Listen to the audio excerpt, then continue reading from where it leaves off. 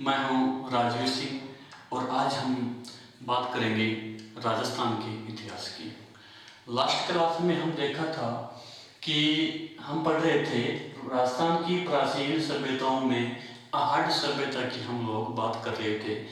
Last video में हम बात कर चुके थे जो भी आहड़ सभ्यता के पुरातत्ववेत्ता थे, उत्खनन करता थे और जो खोज करता थे तथा आहड़ सभ्यता के प्राचीन नाम, उपनाम और किस नदी के किनारे आहड़ सभ्यता विकसित हुई, इस बात की भी हम लोग जो है चर्चा लास्ट क्लास में कर लिए थे। लास्ट क्लास में हम जो है अंतिम क्षणों में बात कर रहे थे आहड़ सभ्यता की प्रमुख विशेषताओं की। किसकी बात कर रहे थे दोस्तों? विशेषताओं की हम बात कर रहे थे और आज हम पढ़ेंगे विशेषताएं। लास्ट क्लास में हमने 3 विशेषताएं देख ली थी। आज हम बात करेंगे आहड़ सभ्यता की चौथी विशेषता की हम आज बात करने जा रहे हैं। तो देखना चौथी विशेषता आहड़ सभ्यता की जो है वो कौन सी थी, ध्यान दीजिएगा। चौथी सभ्यता में आते हैं शब्द आपके सामने, देखना गोरे। क्या शब्द आते हैं आपके सामने? शब्द आते हैं गोरे व कोठे। क्या शब्द आते हैं? गोरे व कोठे। देखना साथियों, आहड़ सभ्यता के उत्खनन से हमें कुछ मर्द भांड जो है प्राप्त हुए थे और उन मर्द भांडों को आहड़ के लोग या स्थानीय भाषा में गोरे व कोठे कहते थे। कौन सी भाषा में कहते थे? स्थानीय भाषा में। होते क्या है गोरे व कोठे? जब कृषक या किसान है, आहड़ के जो किसान थे वह अपने अनाज को, अपने धान को या अनाज को खेतों से संग्रहित करके जब घर लाते थे तो घर में उस अनाज को सुरक्षित रखने के लिए इन गोरे व कोठों का प्रयोग किया जाता था। यानी इन गोरे व कोठों में उनको संग्रहित कर दिया जाता था या उन अनाज को उसमें सुरक्षित रख दिया जाता था। ये एक प्रकार से पात्र हैं। क्या है? इनको बर्तन बोल सकते हैं, कोठी बोल सकते हैं, लेकिन हैं कैसे? मिट्टी के बने हुए हैं, इसलिए क्या होंगे? मर्द भांडे। क्यों हैं? क्योंकि मिट्टी से निर्मित क्या है? ये बर्तन है, मिट्टी से निर्मित बर्तन है, इसीलिए इनको क्या कहा गया है? इनको कहा गया है मर्द भांड। गोरे व कोठे आपसे प्रश्न पूछ सकते हैं कि कौन सी सभ्यता से संबंधित हैं गोरे व कोठे? तो कौन सी सभ्यता से संबंधित होंगे? तो वह आपकी आहड़ सभ्यता। ठीक है दोस्तों, क्या काम में आते थे? तो अनाज को सुरक्षित रखने के लिए आहड़ वासी या आहड़ के लोग इन गोरे व कोठों का प्रयोग किया करते थे। ये किससे निर्मित हैं? तो ये निर्मित थे मिट्टी से निर्मित ये बर्तन थे। किससे निर्मित थे? तो ये थे आपके मिट्टी से निर्मित बर्तन थे। इनका जो नाम है गोरे कोठे, ये आहड़ के वासी या आहड़ के लोग स्थानीय भाषा में क्या करते थे? इनको गोरे व कोठे कहते थे। अब हम बात कर रहे हैं पांचवी विशेषता की। देखना आहड़ के उत्खनन में या आहड़ की खुदाई में 6 यूनानी तांबे से निर्मित मुद्राएं प्राप्त हुई हैं। 6 तांबे से निर्मित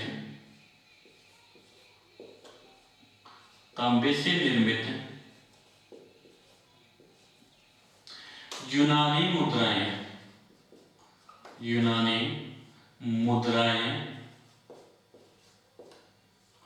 एवं 3 मोहरें मिली हैं। मोहरें कितनी मिली हैं? तो मोहरें मिली हैं 3 मोहरें मिली। ध्यान देने वाली बात है, आहड़ के उत्खनन में 6 तो तांबे से निर्मित यूनानी मुद्राएं प्राप्त हुई हैं एवं 3 मोहरें प्राप्त हुई हैं। अब ध्यान देने वाली बात यह है कि एक तो जो ये मुद्राएं और जो मोहरें हैं किससे निर्मित हैं? तो तांबे से निर्मित है। दूसरा कौन से देश की हैं? तो यह है यूनान की। कौन सी देश की मुद्राएं हैं? यूनान की मुद्राएं हैं। तो हम कह सकते हैं कि आहड़ वासियों का या आहड़ के निवासियों का व्यापारिक संबंध यूनान से भी था। किससे था? यूनान से आहड़ नगरवासियों का, आहड़ वासियों का व्यापारिक संबंध, बहुत मैत्री इनके व्यापारिक संबंध थे। ठीक है, अब ध्यान देना यहाँ पर ये जो मोहरें मिली हैं, यहां से एक मोहर ऐसी मिली है, ये मोहरें कैसी हैं, इन मोहरों में देखना, आप ध्यान देना दोस्तों, एक तरफ एक मोहर के ऊपर क्या है, त्रिशूल की आकृति है। मैं यहां लिख देता हूं त्रिशूल। किसकी आकृति बनी हुई है, तो इस मोहर के एक तरफ बनी हुई है त्रिशूल की आकृति, और दूसरी ओर यानी कह सकते हैं एक सिक्का होता है और सिक्के के दो भाग होते हैं, हेड व टेल। ऐसे ही हमारी ये मोहर है, इस मोहर के एक तरफ तो क्या है, त्रिशूल की आकृति है, और दूसरी तरफ यूनानी देवता, कौन से देवता हैं, ये यूनान के देवता हैं अपोलो। यूनानी देवता अपोलो की क्या बनी हुई है, मूर्ति बनी हुई है, या इसी को कह सकते हैं आकृति बनी हुई है। ठीक है, तो इस मोर के एक तरफ त्रिशूल, दूसरी तरफ यूनानी देवता अपोलो की आकृति या मूर्ति बनी हुई है, और इस अपोलो के हाथ में, इस देवता अपोलो के हाथ में तीर है। हाथ में क्या है, तीर है। अपोलो के हाथ में तीर है, तथा इसी मुद्रा के, इसी मोर के नीचे की तरफ किसकी आकृति है, तरकस की आकृति बनी हुई है। किसकी आकृति बनी हुई है, तो नीचे की ओर बनी हुई है तरकस की आकृति। तो ध्यान देना, एक बार आप इसका स्क्रीनशॉट ले सकते हैं जब तक मैं मार्कर में इंक डाल लूं। ठीक है दोस्तों, तो आप इसका स्क्रीनशॉट लीजिए।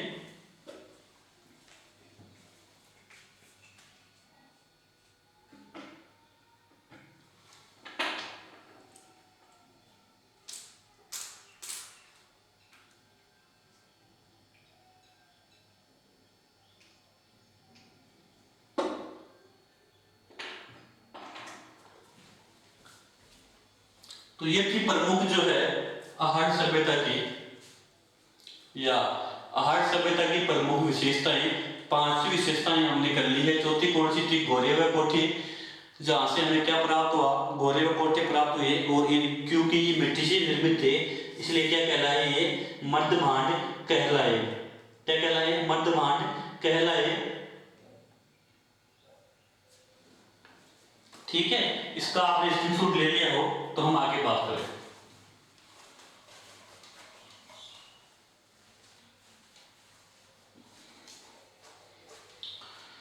अगली हमारी जो विशेषता है वो हमारी विशेषता होगी, देखना हम बात कर रहे हैं छठवीं विशेषता की।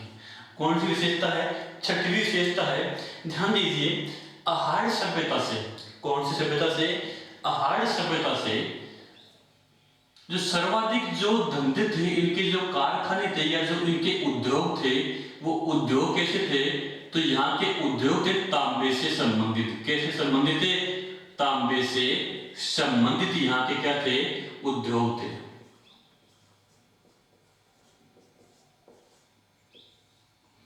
उद्योग कैसे थे, तांबे के सर्वाधिक यहाँ पर उद्योग थे।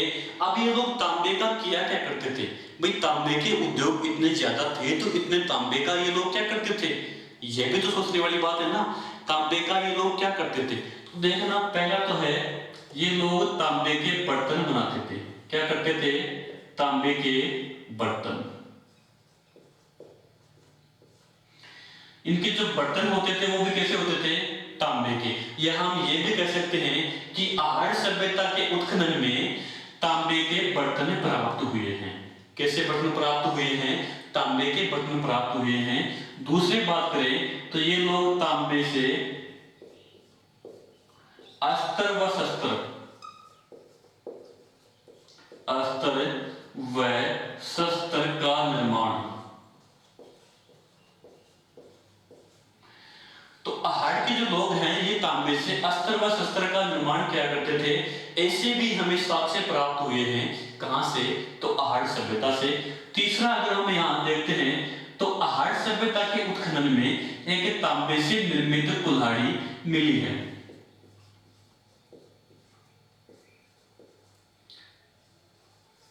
कुल्हाड़ी का निर्माण,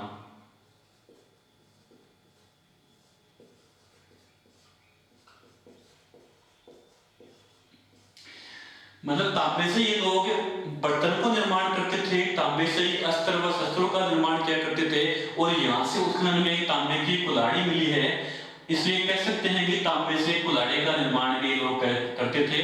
ठीक है दोस्तों, अब ये तीनों चीजें आपको दूसरी एक सभ्यता और है वहां से भी प्राप्त हुई है, और वो सभ्यता कौन सी है, तो वो है गणेश्वर सभ्यता।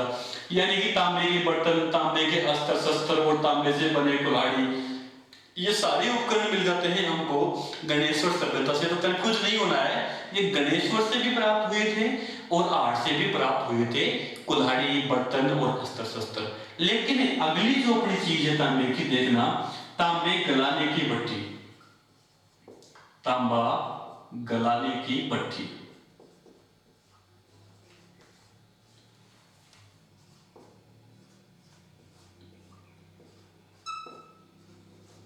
प्राप्त हुई है।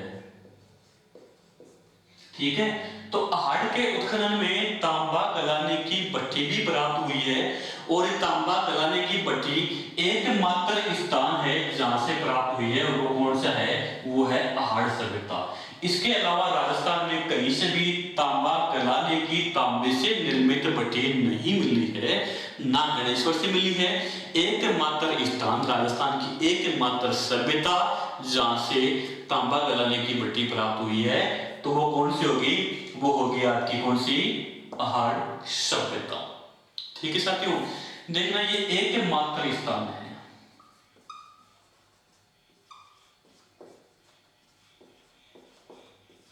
जहां से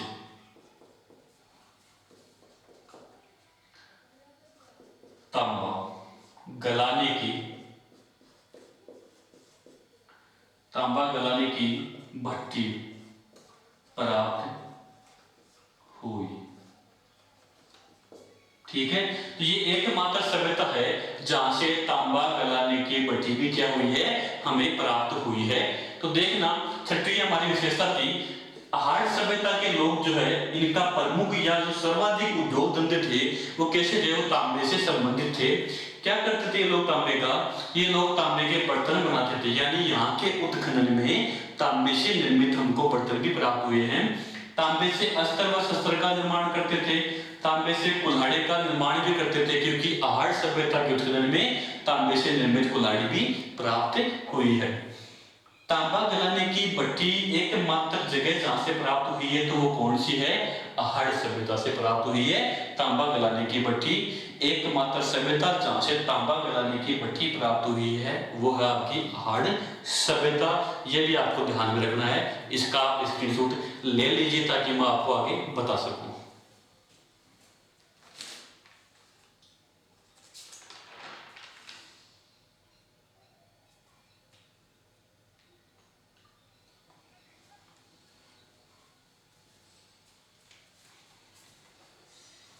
ठीक है दोस्तों, हम अब बात कर रहे हैं सातवीं विशेषता की। आहड़ सभ्यता की अगली जो प्रमुख विशेषता है वो कौन सी होगी, देखिए आप भी कमेंट में बताते रहिए दोस्तों, कमेंट में प्लीज बताइए आप भी कि आहड़ सभ्यता की सातवीं या अगली जो विशेषता है कौन सी है। कोई भी आप विशेषता बता सकते हैं जो प्रमुख विशेषताएं हैं उनमें से। तो हम करते हैं बात नेक्स्ट सातवीं विशेषताओं की। तो देखना, आहड़ सभ्यता के उत्खनन में एक बैल की आकृति प्राप्त हुई है। किसकी आकृति प्राप्त हुई है, बैल की आकृति प्राप्त हुई है।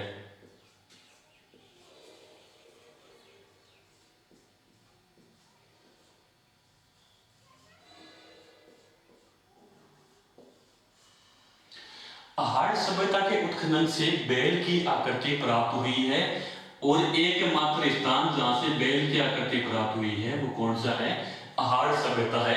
और ये जो बैल की आकृति प्राप्त हुई है, इसकी भी विशेषता क्या है, ये बैल की आकृति जो है टेराकोटा पद्धति से निर्मित है। कौन सी पद्धति से, टेराकोटा पद्धति, टेराकोटा पद्धति से निर्मित है। ठीक है दोस्तों, तो आहड़ सभ्यता के उत्खनन में बैल की आकृति प्राप्त हुई है, जो कौन सी पद्धति से निर्मित है, यह निर्मित है आपकी टेराकोटा पद्धति से निर्मित है। इसलिए कुछ इतिहासकार या पुरातत्ववेत्ता कौन कहते हैं, पुरातत्ववेत्ता पुरातत्ववेत्ता। पुरातत्ववेत्ता क्या करते हैं, इस मूर्ति के बारे में या इस बेल की आकृति के बारे में, क्योंकि ये टेराकोटा पद्धति से निर्मित है, इसलिए कुछ पुरातत्ववेत्ता ये भी कहते हैं कि ये जो आकृति है ये किसकी है, बोनासियल बुल। क्या है, इस आकृति को संज्ञा किसकी दी है, बोनासियल बुल की इस आकृति को संज्ञा दी है। तो कुछ पुरातत्ववेत्ताओं ने जो बेल की आकृति प्राप्त हुई है, इस आकृति को बोनासियल बुल की संज्ञा भी दी है। ये अपनी छठवीं विशेषता थी आहट सभ्यता की, क्योंकि यहाँ से टेराकोटा से निर्मित पद्धति में एक बेल की आकृति प्राप्त हुई, जिसको पुरातत्ववेत्ताओं ने किसकी संज्ञा दी, बोनासियल बुल की संज्ञा भी इसको दी है। अगली हम अगर विशेषताओं की बात करें तो इसका आप स्क्रीनशॉट एक बार ले लीजिए।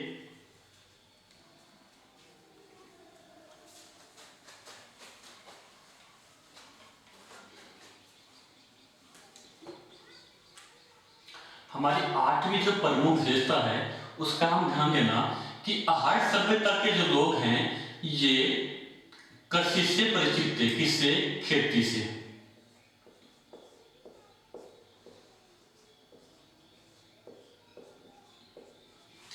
कृषि से परिचित थे।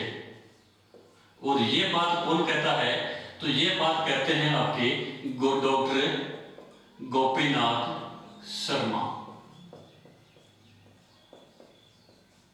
ठीक है दोस्तों, तो डॉक्टर गोपीनाथ शर्मा के अनुसार आहट सभ्यता के जो निवासी थे या आहट सभ्यता के जो लोग थे वो खेती या कृषि कार्य से भी परिचित थे, यानी कि यहाँ पर खेती करने के साक्ष्य भी प्राप्त हुए हैं और खेती के साक्ष्य कालीबंगा से भी अपने को प्राप्त हुए थे। देखना, यहाँ के लोग जो प्रमुख फसलों से परिचित थे, यहाँ की जो प्रमुख फसलें थी वो दो प्रमुख फसलें थी और दोनों ही कैसी थी, दोनों ही खाद्यान्न फसलें थी। उनमें हम अगर बात करें एक की, तो एक है आपका चावल और दूसरी आपकी है ज्वार। क्या है, ज्वार। तो आपसे प्रश्न ये भी पूछ सकता है एग्जामिनर कि आहट सभ्यता के लोग कौन सी दो फसलों का प्रयोग या कौन सी दो फसलें उगाया करते थे, या फिर कौन सी दो फसलों से परिचित थे, तो वो कौन सी होगी, वो होगी चावल व ज्वार। कौन सी है, चावल व ज्वार। तो आहट सभ्यता के लोग खेती से या कृषि से परिचित थे और इनकी प्रमुख फसलें थी चावल व ज्वार, और ये दोनों ही कैसी हैं, दोनों ही हैं खाद्यान्न फसलें। कैसी हैं, खाद्यान्न फसलें।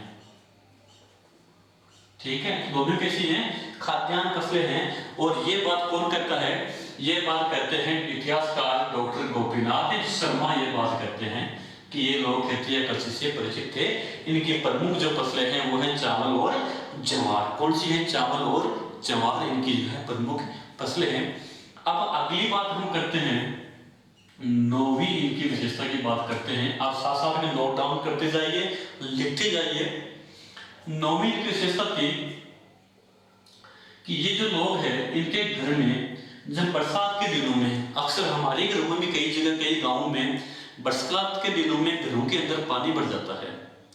ठीक है, तो उसके लिए निकास नाले का वहां पर नहीं थी, अच्छी व्यवस्था नहीं थी। तो जब बरसात के दिनों में घरों में पानी भर जाता था तो आहट नगरवासी या आहट के लोग क्या करते थे, आहट के लोग क्या करते थे, उस भरे हुए पानी में सूखे मिट्टी के मटके लाते और उन सूखे मिट्टी के मटकों में, जो मिट्टी से निर्मित जो मटके होते थे, उन मटकों में सूखी मिट्टी भर देते थे और मिट्टी से भरे हुए मटके इससे जो जिस जगह जो पानी भर जाता था उस जगह रख देते थे।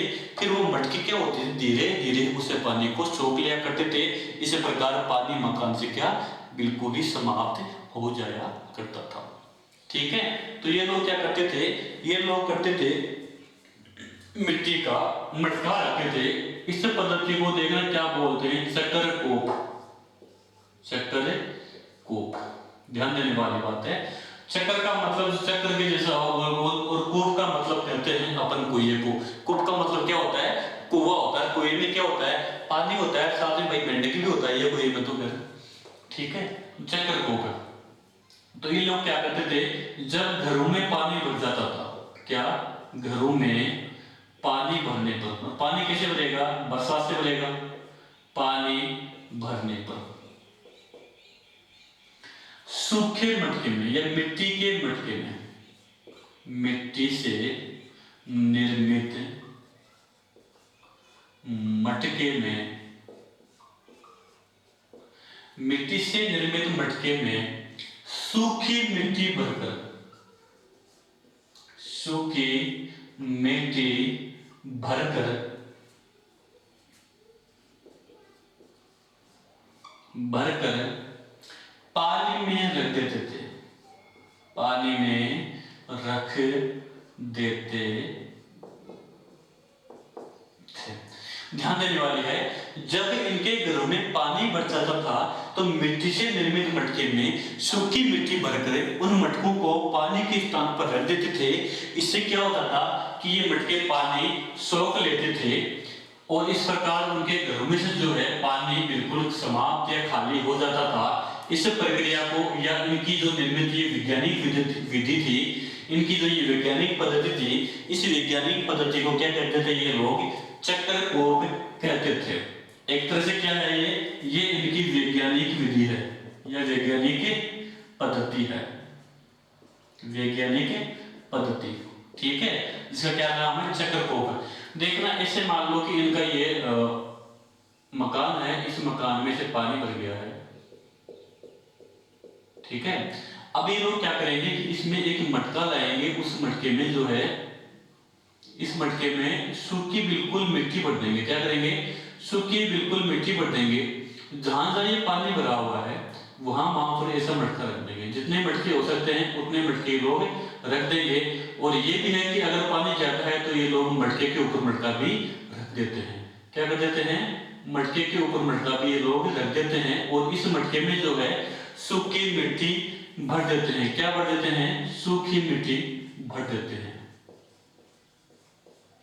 सूखी मिट्टी क्या होगी, धीरे धीरे उस पानी को सोख लेगा ये मटका, और पानी को सोखने से पूरी जगह जो क्या हो जाएगी, पानी समाप्त हो जाएगा।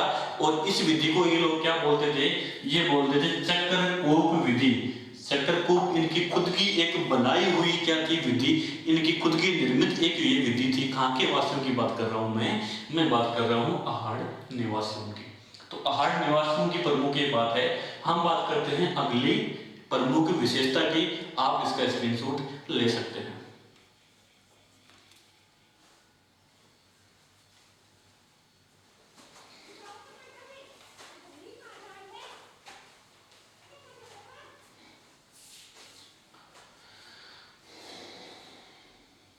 ठीक है दोस्तों, तो अगली हमारी जो विशेषता होगी वो कौन सी होगी, देखना। आहड़ जो नगर है, आहड़ जो सभ्यता है, तो आहड़ सभ्यता के लोग रंगाई छपाई का कार्य भी बहुत अधिक किया करते थे। यानी आहड़ के उत्खनन से, आहड़ के उत्खनन से जो साक्ष्य प्राप्त हुए हैं उनसे पता लगता है कि आहड़ के जो लोग थे ये रंगाई छपाई का कार्य भी किया करते थे, यानी प्रिंट का काम किया करते थे। यहाँ से जो कुछ कपड़े मिले हैं उन कपड़ों के आधार पर ये बात हम कह सकते हैं, क्योंकि रंगीन जो डिजाइन यहाँ से मिली है, तो इनका प्रमुख व्यवसाय क्या था, रंगाई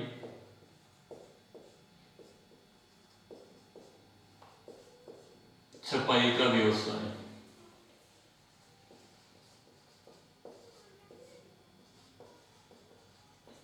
यह हम यूं भी कह सकते हैं कि आहड़ के लोग जो है वो रंगाई और छपाई से क्या थे, परिचित थे। क्या थे, परिचित थे, ठीक है। तो आहड़ के जो लोग थे वो रंगाई छपाई का व्यवसाय भी क्या करते थे। आहड़ के जो लोग हैं वो रंगाई छपाई से क्या थे, परिचित से। तो आपसे क्वेश्चन पूछ सकते हैं कि इनमें से कौन सी विशेषता, ध्यान देना, इनमें से कौन सी विशेषता आहड़ सभ्यता की नहीं है। सोच समझ के आपको इसमें जवाब देना है। तो हम अभी तक 8 या 9 सभ्यताओं की बात कर चुके हैं, जिनमें 9 ही है रंगाई छपाई का व्यवसाय भी था और आहड़ के लोग रंगाई और छपाई से भी क्या थे, परिचित थे, ठीक है। तो सोच समझ के आपको ध्यान देना होगा, आपको इन सब बातों को समझना होगा। इनकी अंतिम और जो 10वीं जो अपनी सभ्यता है, प्रमुख जो विशेषता है, 10वीं प्रमुख विशेषता क्या है, दाह संस्कार। यानी आहार सभ्यता के लोग मृतक का दाह संस्कार या अंतिम संस्कार कैसे किया करते थे? तो ध्यान देना, आहार सभ्यता के लोग दाह संस्कार के लिए अग्नि का प्रयोग बिल्कुल नहीं करते थे। वो क्या करते थे, मृतक के शरीर को या मृतक की देह को खड्डा खोदकर गड्ढे में दफनाया करते थे। तो क्या करते थे, अंतिम संस्कार, अंतिम संस्कार कैसे करते थे, दफनाया जाता था।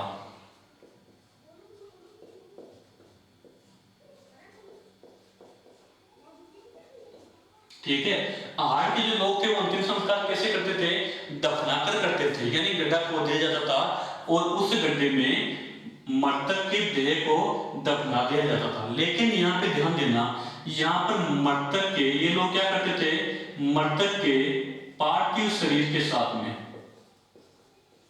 पार्थिव शरीर के साथ में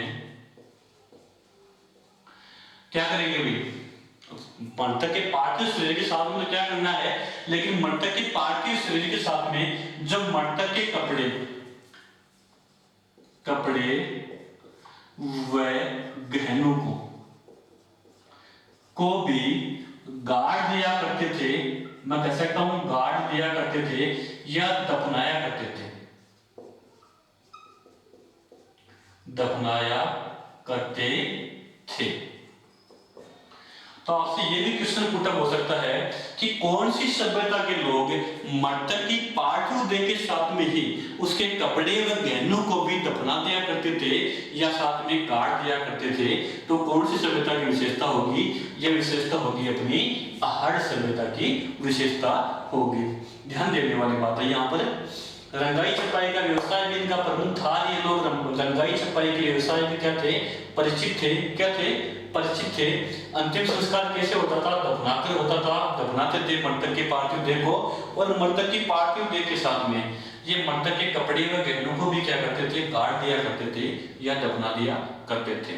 यूनानी शैली की जो है 6 यहाँ से अपने को मुद्राएं भी मिली हैं और 3 मोहरे भी मिली हैं। जो मोहरे हैं उन मोहरों के एक तरफ त्रिशूल की आकृति बनी हुई है और दूसरी ओर यूनानी देवता अपोलो की आकृति बनी हुई है। इससे हम यह भी पता कर सकते हैं, अगर वो तांबे की निर्मित यूनानी मोहरे हैं, यूनानी मुद्राएं हैं, इसका तात्पर्य आहार वासियों का संबंध या आहार निवासियों का व्यापारिक संबंध यूनान के साथ भी अच्छा रहा होगा। ठीक है, अपन ने आज बात की है आहार सभ्यता की। आज आपकी आहार सभ्यता यहीं पर कंप्लीट होती है, पूरी होती है। कोई भी समस्या हो तो आप कमेंट में लिखिए, और साथ में वीडियो के साथ में जीबी एजुकेशन जो यूट्यूब चैनल है उसके साथ में मोबाइल नंबर चलते हैं, उनके ऊपर आप व्हाट्सएप कर सकते हैं या कॉल भी करके अपने डाउट के बारे में आप बता सकते हैं। धन्यवाद। हमारे यूट्यूब चैनल जीबी एजुकेशन को आप अधिक से अधिक लाइक करें, शेयर करें और सब्सक्राइब करें। धन्यवाद। आपका दिन शुभ हो।